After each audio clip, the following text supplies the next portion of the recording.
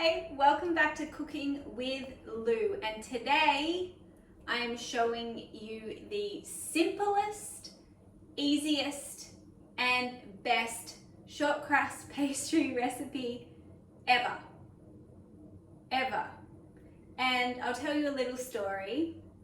When I was visiting my parents and it was lunchtime, and my mum's, what should we have for lunch, Lou? And she's rummaging through the fridge looking for things, as you do when you can cook and have confidence in cooking. She's trying to find some ingredients and she's like, I know, let's make a quiche.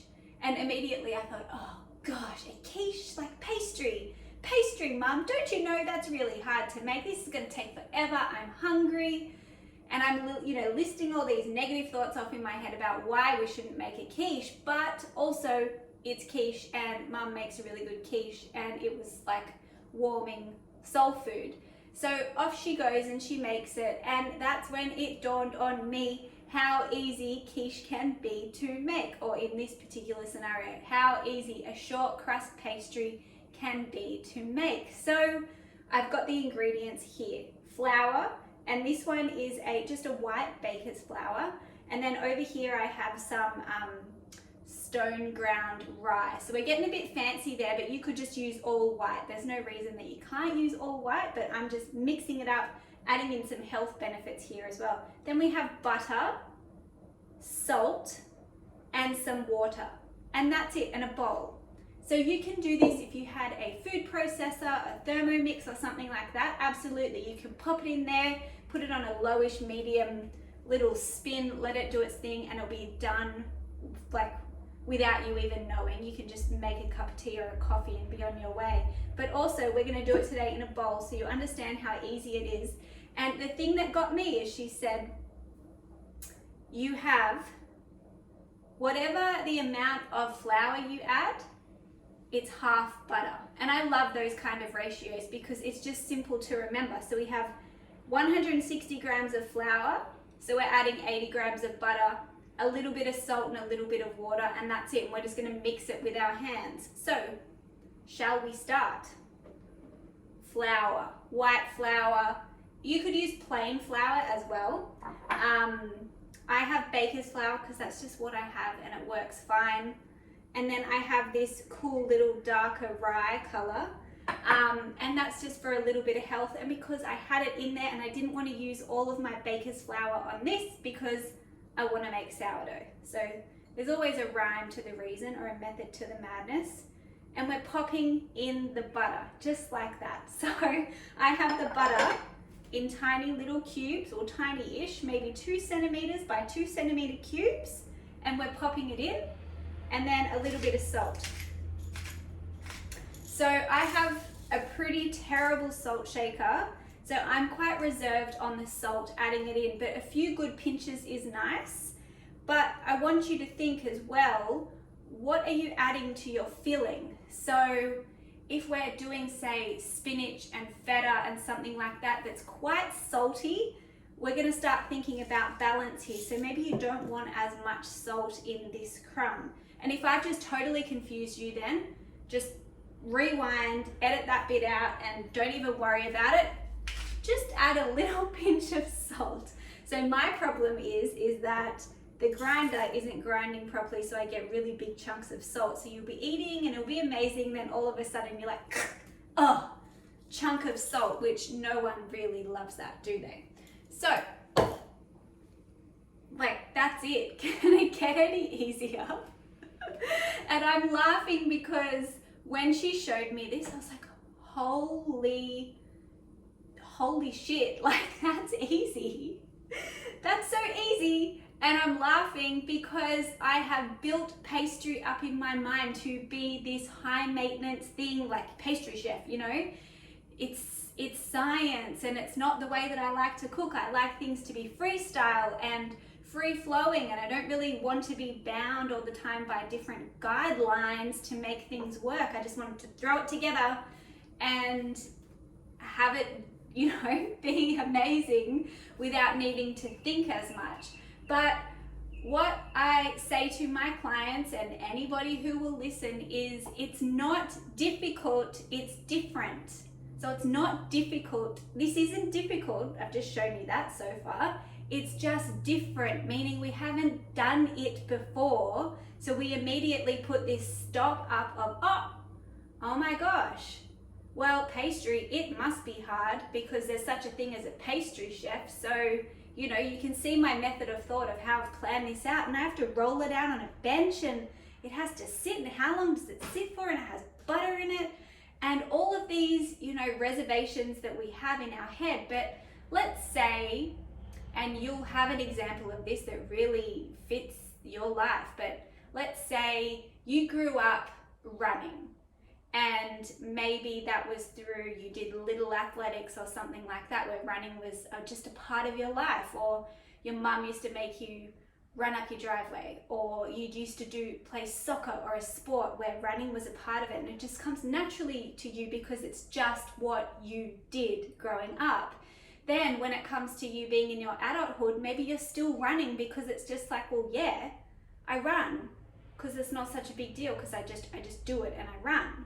Where for someone else who hasn't grown up with that, maybe they played a sport like, I don't know, tennis. That still has running in it, but maybe not as much. Maybe it does, I'm not sure. I'm not a tennis person. But you know, let's put in an example there, golf, okay? Something like that where running wasn't a thing, and then it comes to adulthood and they want to run, let's say they have a goal to run 2Ks or 5Ks, and it feels really difficult. And yes, there's a muscle memory in there and a lung capacity. Maybe this is a terrible example, but can you see where I'm going with this? Where example A has just grown up and it's just what they did. Example B is coming in and they're like, oh, this is hard. Where really running isn't totally difficult. You can like get started and you keep on going and you keep on going. Really, it's just one foot in front of it, you're the other at a pace, you know, with a little bounce in there running along. Should I be a running coach? Not so sure about this, but let's put this in the example of food. So you're walking through the supermarket aisle and you see kimchi, you see labna, you see bread, you see hummus on the shelf, and there's a price tag attached to it, and you immediately put kimchi equals $20 a jar, must be expensive because of the price tag, where in fact it's chopped up cabbage and salt and chili and maybe a few other ingredients, and then it's just left like it's almost forgotten about to ferment, and it creates this delicious, spicy, sour, really good for our gut bacteria and our health powerhouse in a jar that is amazing. But because it's on the shelf in a supermarket, you've never tried it before, you haven't grown up eating kimchi, you immediately put this, it's difficult on it, I mustn't be able to make it. Am I making sense here? So this is what happens with pastry, and it's what I did. So this is my little lesson that you're now learning. So water, just put it in, okay? People like, you know, make a well and do this and that. I'm just creating the lowest barrier of entry for you. And now we're getting our little fairy fingers and we're just going to mix in and like squash, rub would be the right word, rub in the butter to the flour. That's right, we're rubbing the butter into the flour. So we continue doing this until all the butter is rubbed into the flour.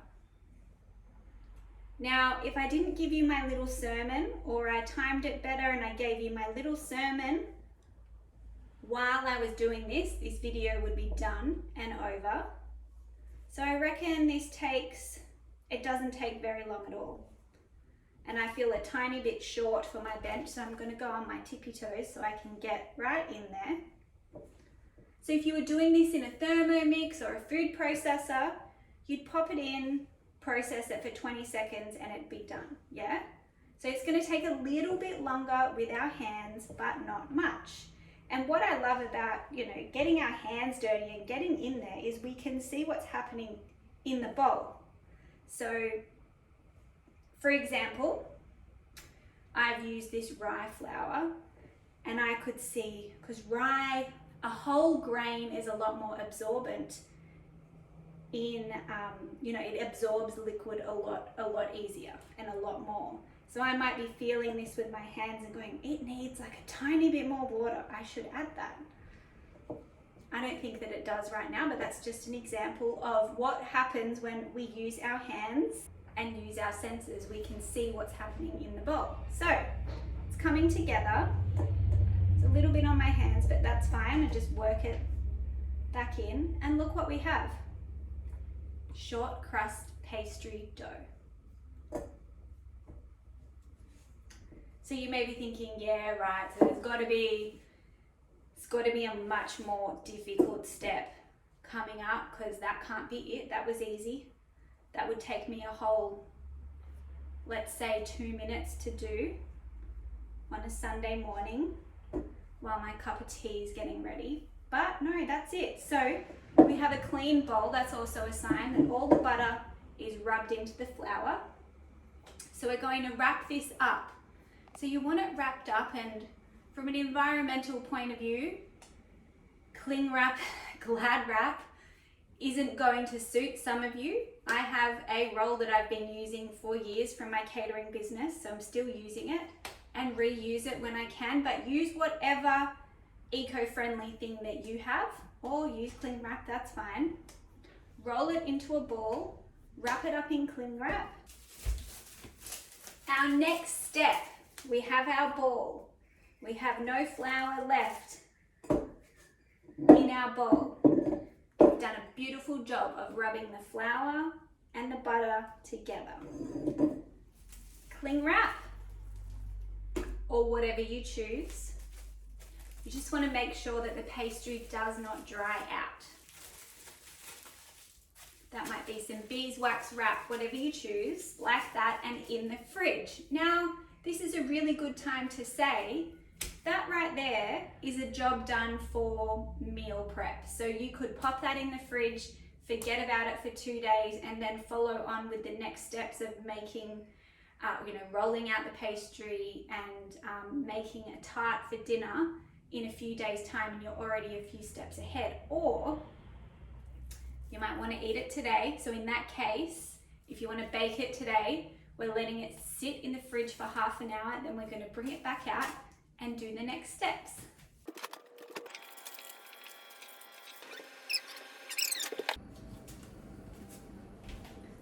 So we've removed our pastry from the fridge, and if you left it in there for just 30 minutes, you might notice that it's still quite soft, which means we'll be able to roll it out with our rolling pin. But if it's been more than 30 minutes, it's no biggie, but you might just need to leave it on the bench. So in summer, that will be about 5 minutes-ish. This house can get pretty hot, especially if I have the oven going as well. If it's winter though, and this happened to me a few weeks ago where I had dinner, it was like a well-oiled machine. I was like, right, the dough's done, or the pastry's done. It'll be 5 minutes on the bench. When we get home from our walk, I've got all the veggies prepped. It's just gonna be like boom, boom, boom, dinner on the table at 5:30. And I got home, it was a cold day, and this thing was just like a rock. It was a rock because it was cold and it wasn't doing what I had in my mind. So if you're living in a warm climate, you might need to leave it out for 5 minutes. If you're living in a cold climate, that may look like 20. What I like to do is get a bowl with warm water, say a small bowl, put another bowl on top and stick that in it. So we need our pastry to be cold because it bakes better that way. If it gets too warm, you won't be able to move it around on the bench, like roll it out properly. It'll just be all yuck. It'll be really hard to manage. So we need it chilled, but not too cold. And we need it warm, but not too warm. How's that for confusing you? So let me just show you right now. I'm telling you that bit because if you're going to meal prep this, and get to it in a day or so, it's going to be really cold. So we have our bench? Well, use a wooden chopping board. I'm lucky because this is a chopping board and my bench, and I have flour dispersed out, and I have floured my rolling pin as well. If you don't have a rolling pin, you can use a, what have you got? A can, and maybe put some, use that Glad wrap again, put that around it, or a wine bottle. Wine bottle's always a good idea, just clean it a little bit. So, whoa, one other thing we're doing is we're getting a baking tray. So this is, I think it's 21 centimeters.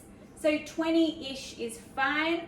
And I have greased it with tallow, which is beef fat. So back in the olden days, we used to cook with tallow, lard, duck fat, butter, olive oil. You know, that was overseas. It couldn't get to us in Australia. So that's what we use, and it is heat stable, it is shelf stable, and our bodies recognize it as real food. If you're using olive oil, that's fine as well, but I would say butter is better, or ghee, which is clarified butter. So that has the milk solids removed from it. So it's just a pure fat. And the reason that these fats are better for us is because they have vitamins and minerals that our body loves. So we're just going to start to roll it out. I'm going to lock my, one second, lock my bench so it doesn't move.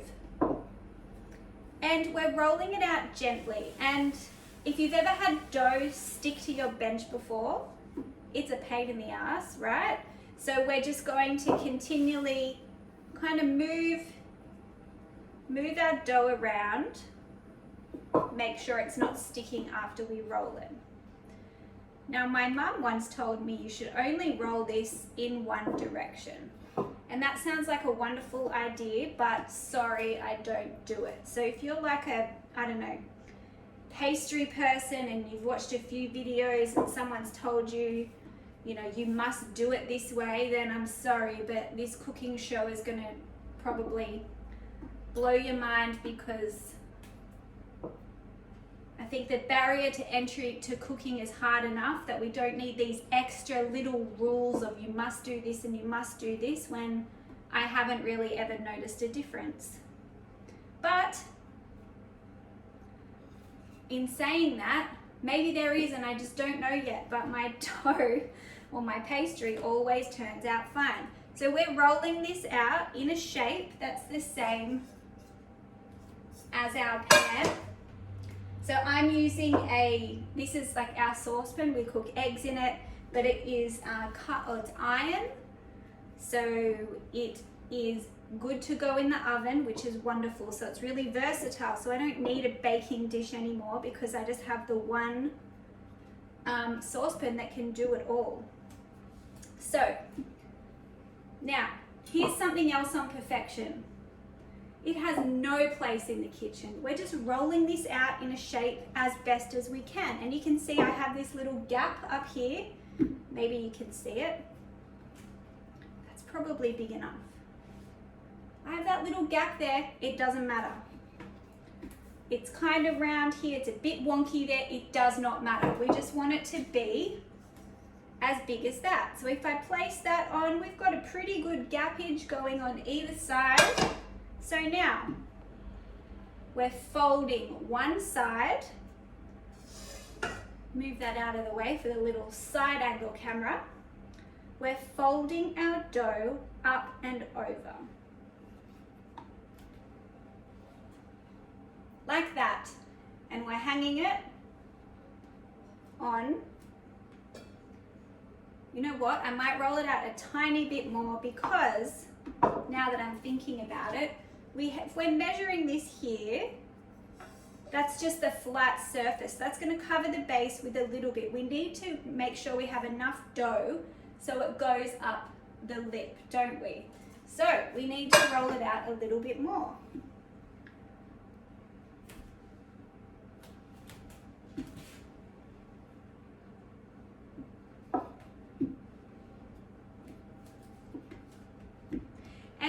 to try and aim for having it the same thickness, the dough the same thickness all the way over. But again, don't let that stop you from giving this a crack.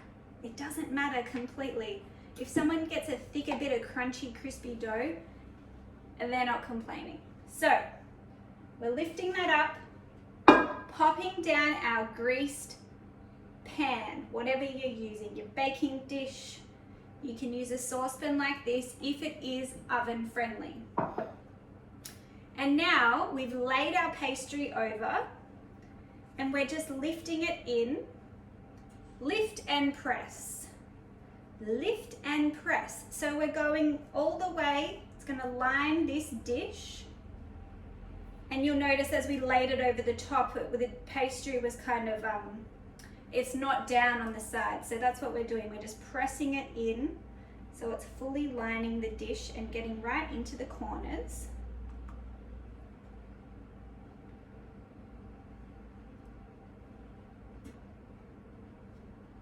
And there we go. I'm just gonna say this is the best one I've ever made.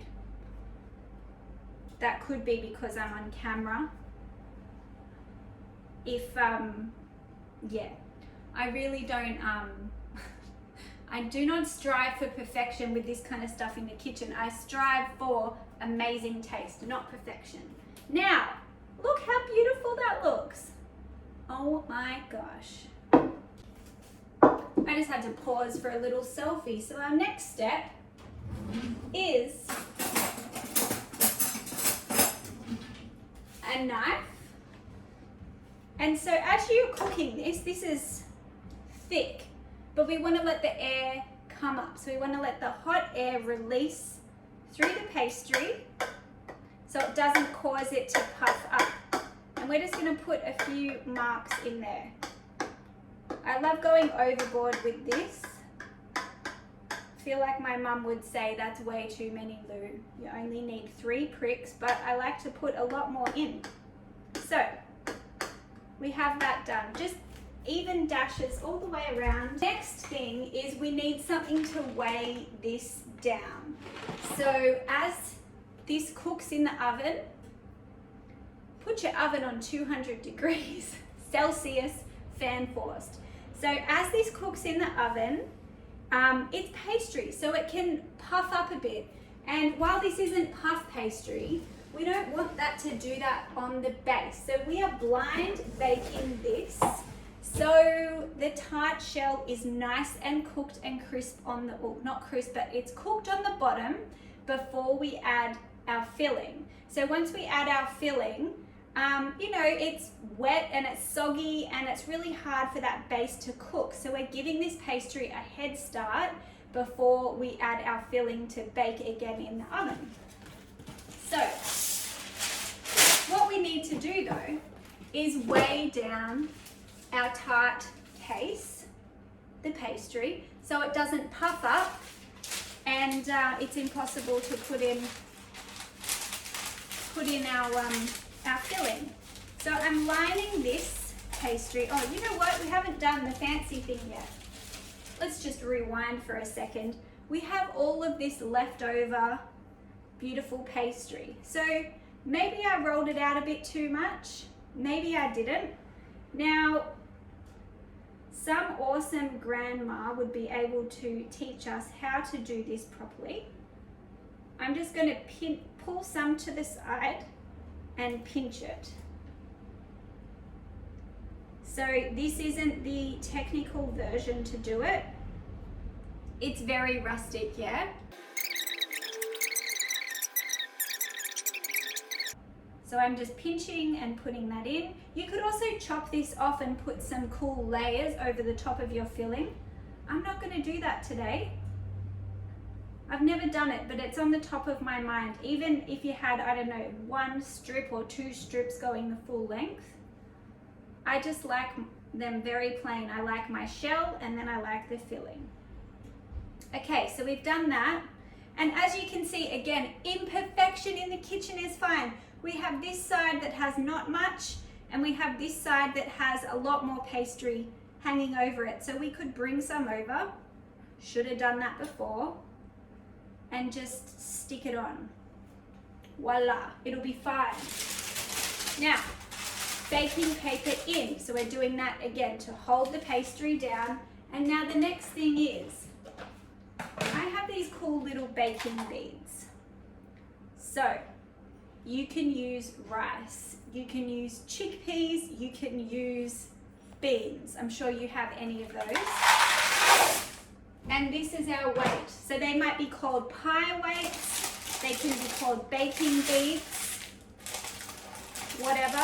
I believe you could use marbles as well, but I think that you're going to have, I'm pretty confident that you'll have rice or beans or chickpeas in your pantry to use, and that's just weighing it down. So we have this baking paper just to protect our pastry shell, and now it's going in the oven.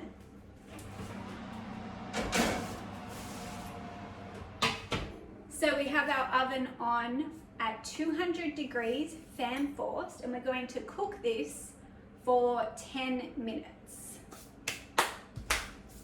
Our 10 minutes are up, so let's take this tart out of the oven.